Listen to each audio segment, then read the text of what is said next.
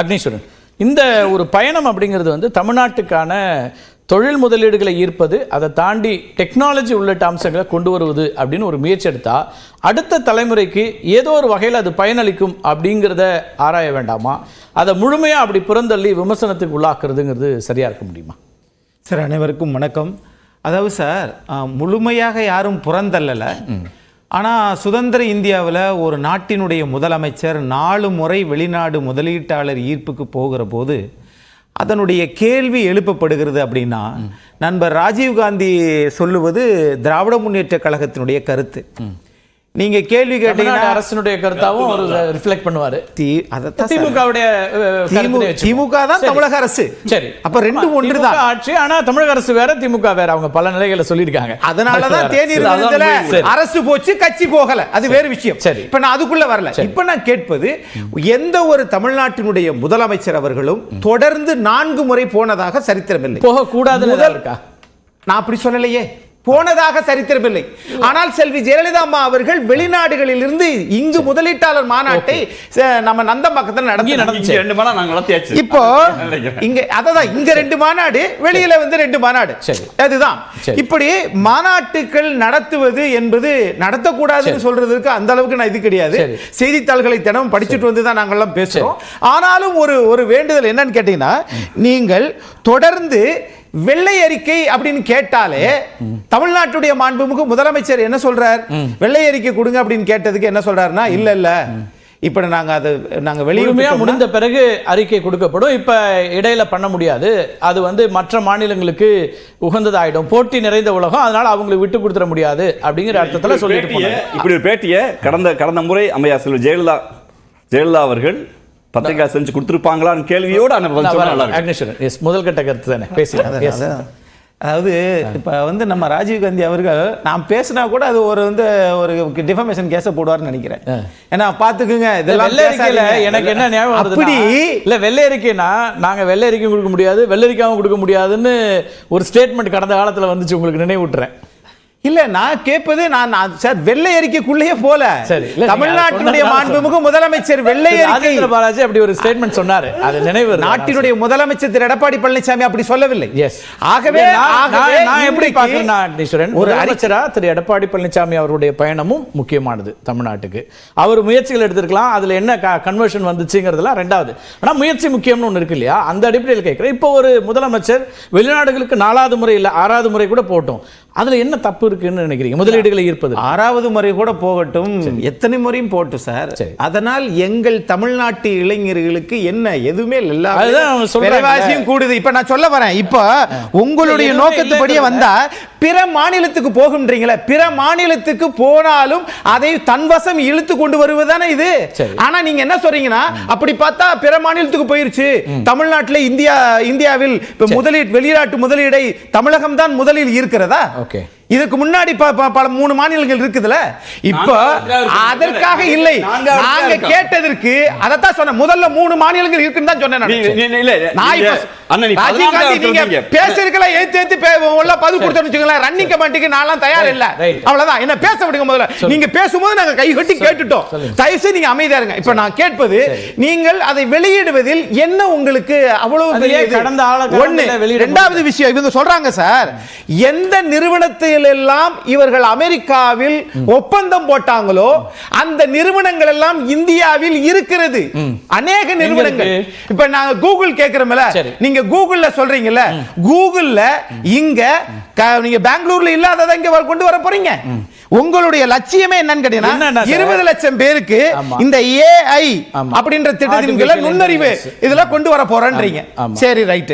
அடுத்து இன்னொரு பாருங்களேன், இந்த GEXIN இந்த நிறுவனம் என்ன சொல்றாங்கன்னா, 50 கோடியில கொண்டு வர்றோம். அது எங்க இருக்குன்னா, மதுரை வடபழஞ்சில நாங்க கொண்டு வர போறோம். எல்காட் நிறுவனம் அப்படின்றாங்க. சார், எல்காட் நிறுவனம் திரு உமாசங்கர் IAS திருவாரூர் கலெக்டர் இருந்து எல்காட் நிறுவனத்துக்கு கொண்டு வந்து அங்க ஏற்கனவே வடபழஞ்சியில் கட்டமைப்பை உருவாக்கியது அன்றைய திமுக அரசாங்கம். இன்றைக்கு அவர்கள் 50 கோடி, அது 700 கோடி பேர், 700 பேருக்கு வேலை. 50 கோடி வடபழஞ்சி அந்த பகுதி தான். அப்போ இவங்க நோக்கம் என்னன்னா, ஏற்கனவே இருக்கு, அதை இதுல நம்ம சேர்த்துக்கிறோம். திமுக கொண்டு வந்ததை இங்கு கொண்டு வருகிறார்கள். இது ஒண்ணு. அடுத்தது இன்ஃபிங்ஸ் சென்னை, அதுல வந்து 500 பேருக்கு வேலை வாய்ப்பு. அடுத்து OHMIUM, இது மின் பகுப்பு உற்பத்திக்காக. நான் கேட்கிறேன், இந்த மழைக்காலம் வரப்போகிறது. ஏற்கனவே திரு செந்தில் பாலாஜி அவர்கள் இன்றைக்கு அமைச்சராக இல்லை, ஆனால் அவர் இருக்கிறார், சட்டமன்ற உறுப்பினராக இருக்கிறார். அவர் இருந்திருந்தால் மழை காலத்தில் மின் கசிவு ஏற்படாமல் ஏற்கனவே மின்வாரி அந்த இதெல்லாம் சரி பண்ணிட்டீங்களா? இல்லையே. அப்போ உங்களுடைய நோக்கம் வந்து செல்வி ஜெயலலிதா அம்மா அவர்கள் 8.47 லட்சம் கோடி அந்த நிலையில கொண்டு வந்ததற்கு நீங்க கொடுங்கன்னு சொன்னா, இல்ல அவரோட யார் போனாலும் என்ன, உங்களுக்கு என்ன கவலை என்று கேட்டால், நீங்கள் அரசின் பிரதிநிதியாக போகிறீர்களா? அதைத்தான் திரு கல்யாண சுந்தரம் அதிமுகவின் செய்தி தொடர்பாளர் கேட்கிறார். ஏன் போகிறார்கள்? போனவர்களுக்கு என்ன சொன்னாங்க போன தடவை? இல்ல திரு தங்கம் தென்னரசு, அன்றைய தொழில்துறை அமைச்சர், இன்றைய மாண்புமிகு நிதியமைச்சர் சொல்றாரு, இல்ல இது அதிமுக, இது திமுகவினுடைய அண்ணா அறிவாலயமே அந்த டிக்கெட் காசு போட்டு கூட்டி போச்சு அப்படின்னு. அப்போ இங்கு போவது, அதைத்தான் ஆரம்பத்தில் சொன்னேன், இது நடத்துவது தமிழக அரசினுடைய விழாவா? 2 விழா வச்சுக்கலாம். திரு அக்னேஷ், ரொம்ப முக்கியமான கேள்வி வைக்கிறீங்க, அந்த கேள்விக்கான பதிலுக்கு போலாம். நீங்க இப்ப போயிட்டு வந்து என்ன நடந்துச்சுன்னு கேட்டீங்க, ஒரு முக்கியமான கேள்வி கேட்டீங்க. இங்க இருக்கக்கூடிய நிறுவனங்கள் அதை போய் அமெரிக்கால பாக்குறாங்களா அப்படின்னு நீங்க கேக்குறீங்க. இங்கேயே பண்ணலாமே. அதுதான் ஜெயலலிதா பண்ணாங்க. அந்த கேள்விக்கான பதிலா நான் ஒன்னு சொல்றேன், அது சரியா இருக்கான்னு பாருங்க. இங்க இருக்கக்கூடியதுல நீங்க எந்த நிறுவனம் வேணா எடுத்துங்க, அந்த நிறுவனத்தினுடைய நீங்க வந்து இப்போ செமிகண்டக்டர் பத்தி தான் பேசுறீங்க, அது OMRல இருக்க நிறுவனத்துல. அதை விட்டுட்டு நீங்க ஏன் சான் பிரான்சிஸ்கோ போகணும் அப்படின்னா, OMRல இருக்கிறது சேல்ஸ் அண்ட் சர்வீஸ், அங்க SFOல இருக்கிறது ஹெட் குவார்ட்டர்ஸ். நீங்க யாரோட பேச்சுவார்த்தை நடத்த முடியும், யாரோட MOU போட முடியும்? ஒரு சர்வீஸ் சென்டர்ல போய் MOU போட முடியுமா, அல்லது நிறுவனத்தினுடைய தலைமையோட MOU போட முடியுமா அப்படிங்கிற ஒரு அடிப்படையான கேள்வி. அருமையான உலகம் முழுக்க இருக்காங்க சார், கூகுள் 190 நாடுகள்ல ஏத்துக்கிறேன். ஆனா கூகுளோட தலைமை அலுவலகத்திற்கு போய் தமிழ்நாட்டுடைய தலைமை அமைச்சர், முதலமைச்சர் கையெழுத்து போடுறாரு MOUனா, நம்பகத்தன்மை கூடுதலா இருக்குமா இருக்காதா? அதுக்கான தேவை இருக்குல்ல. நீங்க யாரோட இங்க வந்து ஒப்பந்தம் போட முடியும்னு ஒண்ணு இருக்கு இல்லையா? நம்ம அந்த ஒப்பீடு சரியா இருக்க முடியுமா? OMRல இருக்க எல்லா ஊர்லயும் இருக்கு சார் அந்த கம்பெனி, ஆப்பிரிக்கால கூட. நம்பகத்தன்மை என்பது நீங்க வந்து அந்த நிறுவனத்திற்கும் தமிழ்நாட்டுடைய அரசு வேணா இருக்க. ரொம்ப எளிமையா அப்படி சொல்றேன் நான், ரொம்ப எளிமையா. உங்களுக்கு நம்பகத்தன்மை வேண்டும் என்றால் வெள்ளை அறிக்கை நாங்கள் இவ்வளவு கொடுத்தோம், இத பத்தி சொல்லி முடிச்சறேன். ரொம்ப சிம்பிளா சொல்றேன். இத ஒரு உதாரணம் சொல்லி நான் வரேன். இத உள்ள வந்து பேசுறோம். நான் தான் பேசுறேன், அவரை விடல. நான் சிம்பிளா ஒன்று சொல்றேன். நம்ம தேர்தல் வருது, தேர்தலில் ஒப்பந்தம் போடுறோம், யார் யாருக்கு எவ்வளோ இடம்னு. சீர்காழியோ அல்ல மாயவரமோ இல்லைன்னா நாமக்கலோ தொகுதி இருக்குன்னு வச்சுங்களேன், அங்கே கையெழுத்து போட மாட்டோம். எங்கே வந்து கையெழுத்து போடுறோம்? ஒப்பந்தம் 2 கூட்டணிக்குள்ள தலைமை அலுவலகத்துக்கு வருவோம். அங்க வந்து 2 தலைவர்கள் இடையில தான் ஒப்பந்தம் போட முடியும். அப்படிதான் இந்த ஒப்பந்தங்கள். பன்னாட்டு தொழில் உறவு அமைப்பையும் MOU புரிந்துணர்வு ஒப்பந்தத்தையும் ஒரு கட்சியினுடைய இதையும் நம்ம ஒப்பிட முடியாது. அதுதான் ஒண்ணு ஒப்பிட முடியாது. நான் விளக்கம் சொல்றேன். OMRல இருக்கிறது sales and service centre, correct. ஆனால் அவங்களோட ஒப்பந்தம் போட முடியாது.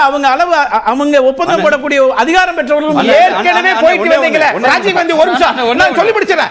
ஏற்கனவே போயிட்டு வந்தீங்களே 340 ஒப்பந்தங்கள் போட்டீங்களே, அது எத்தனைக்கு நீங்க ஆரம்பிச்சீங்க? 9 விழுக்காடு தான் நீங்கள் ஆரம்பித்து வைக்கப்பட்டது. அப்ப 340லயே இங்கு நிலுவையில் இருக்கிற போது 4வது முறையாக போறீங்களே, அது எத்தனை சதவீதம் எப்ப வரும்? யாருக்கு தெரியும்? வெள்ளை அறிக்கை வந்தா தானே தெரியும். அண்ணா அக்னீஸ்வரன் சொல்றது மிகச்சரி. நீங்க சொல்ற மாதிரி ஏன் வெளிநாடு போனீங்கறாரு. அம்மா அம்மையா செல்வி ஜெயலலிதா முதலமைச்சர் சார் இறந்து போனவங்களை விடுங்க சார். அப்படியே கலைஞர் போனாரா? நான் கேக்குறேன், கலைஞர் போகாதீங்க. நீங்க 4 முறை போனீங்க, என்ன நோக்கம்? சிக்காகோ போனவங்களை தயவுசெய்து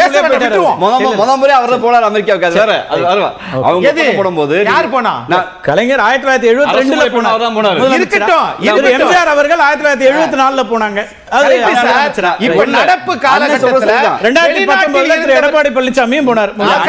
வெளிநாட்டில் இருந்தவர்களை இந்திய நாட்டில் தமிழ் மண்ணுக்கு வரவழைச்சவங்க ஜெயலலிதா அம்மா. எம்ஜிஆர் அவர்களுக்கும் திரு எடப்பாடி பழனிசாமி அவர்களுக்கும் நீங்க வந்து வேறு விதமா பார்க்கலாம். முறை போனாரா? இல்ல எப்படி வர வச்சாங்க? இஸ்ரேலுக்கு போனாங்க, சொட்டு நீர் பாசனம். கல்வியை பின்பற்றுவது எப்படின்னு செங்கோட்டையன் வந்து நீங்க பின்லாந்துக்கு போனாரு. நீங்கள் என்ன பின்பற்றீர்கள் தமிழ்நாட்டில்? இப்ப இன்னொரு கேள்வி இருக்கு. நான் நீங்க மத்த ரெண்டு பேரோட முதல் கட்ட மிகச்சரி, அதுல எந்த மாற்று கருத்து இல்ல. எதுக்குங்க நீங்க எல்லாரும் வெளிநாடு போறீங்க? பக்கத்துல ஒரு ஓஎம்ஆர் ஈசிஆர் கூப்பிட்டு வந்து அம்மா இல்ல புதுக்கோட்டை சிவராட்ட கம்பெனி மூலமா ராமநாதபுரத்துக்கு போக மாட்டீங்களா? அப்படி கூட்டியா வச்சனாலதான் 100 விழுக்காடுல 27 விழுக்காடு கூட செயலுக்கு வரல. அதான் சொல்றேன். இல்ல அக்னேஷ், இன்னொரு கேள்வி இருக்கு. நான் அது திரு கல்யாண சுந்தரம் அவர்களும் 2வது சுற்றுல கூட பதில் சொல்லலாம். இப்ப நம்ம வந்து இங்க சட்டம் ஒழுங்கு சரியில்லை, அது இல்ல இது இல்லைன்னு சொல்லும்போது இது யாருக்கான செய்தியா சொல்றோம்? முதலீடுகளை ஈர்க்க போறாங்க, வரக்கூடிய தொழில் நிறுவனங்களுக்கு தமிழ்நாட்டு பக்கம்லாம் வந்துடாதீங்க, இதெல்லாம் சரியில்லைன்னு சொல்ல போறோமா? அது ஒரு நெகட்டிவ் இம்பாக்டும் போகிறதுக்கான வாய்ப்பு இல்லையா? அதை எப்படி அணுக வேண்டியிருக்கு அப்படிங்கிற கடந்த காலங்கள் அவங்களும் சொல்லியிருக்காங்க, அது வேற விஷயம். ஆனால் இப்ப அதை சொல்றதுங்கிறது எதிர்வினையை உண்டாக்காதா, எதிர்மறை கருத்துக்களை உண்டாக்காதா? அதை எப்படி பார்க்க வேண்டியிருக்கு? நான் என்ன கேட்கிறேன், நீங்க 1000 கம்பெனி கூட போங்க, எங்கள் விலைவாசியை குறைக்க மாட்டேங்கிறீங்க. மின்சார கட்டணங்களை குறைக்க முடியாது, சொத்து வரியை குறைக்க முடியாது. நீங்கள் எத்தனை முறை போனால் எங்களுக்கு என்ன பயன்? மக்களுக்கு எது நடந்தாலும் இதுவும் நடக்க வேண்டியிருக்கேங்கிறத அவங்க சொல்றாங்க. நான் வர அதுவும் பேசுவோம், அதுவும் அட்ரஸ் பண்ணணும்.